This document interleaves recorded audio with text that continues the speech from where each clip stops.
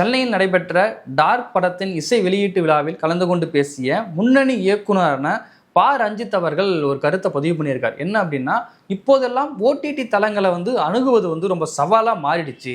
அவர்கள் ஒரு சிண்டிகேட்டுகள் போல செயல்படுகிறார்கள் அப்படிங்கிற குற்றச்சாட்டை முன்வைக்கிறாரு. சிண்டிகேட்டுகள் அப்படின்னா ஒரு குறிப்பிட்ட முதலாளிகள் மட்டும் சேர்ந்திருக்கிற ஆதிக்கம் செலுத்தக்கூடிய ஒரு கூட்டமைப்பு அப்படிங்கிறதா. அது மட்டும் இல்லாம பெரிய பெரிய தயாரிப்பாளர்கள் கூட தங்களுடைய படங்களை ஓடிடி தளத்தில் விற்கிறதுக்கு கஷ்டப்படுறாங்கிற அந்த குற்றச்சாட்டை முன் வச்சிருக்காரு. குறிப்பாக ஓடிடி தளங்களை பொறுத்த வரைக்கும் கொரோனா காலகட்டமும் சரி, கொரோனாவுக்கு பிந்தைய காலகட்டம் வரைக்கும் டிஜிட்டல் யுகம் மிகப்பெரிய அளவில் வளர்ந்துருக்கு அப்படிங்கிறது தான். ஏன்னா இன்னைக்கு நிறைய படங்கள் ஓடிடியில் வர தொடங்கி இருக்கு. ஏன்னா இன்னைக்கு திரையரங்குகளில் வரக்கூடிய படங்களை விட ஓடிடியில் வரக்கூடிய படங்கள் அதிகரிக்க தொடங்கி இருக்கு.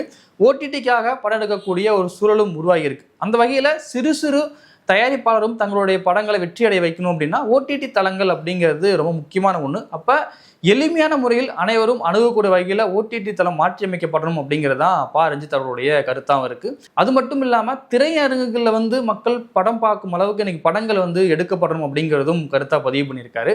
அது மட்டும் இல்லாமல் தங்கலான் படத்துக்கு பிறகு மீண்டும் ஒரு படத்தை பா ரஞ்சித் அவர்கள் இயக்க தொடங்கியிருக்காரு. இந்த படத்தில் அட்டகத்தி தினேஷ் மற்றும் ஆர்யா, அப்புறம் இந்த படத்துக்கு ஜி பிரகாஷ் அவர்கள் இசையமைக்கிறாரு. இந்த படத்தோடைய பேர் அப்படிங்கிறதும் வேட்டுவோம் அப்படிங்கிறதும் முக்கியமான விஷயமா பார்க்க வேண்டியது இருக்கு.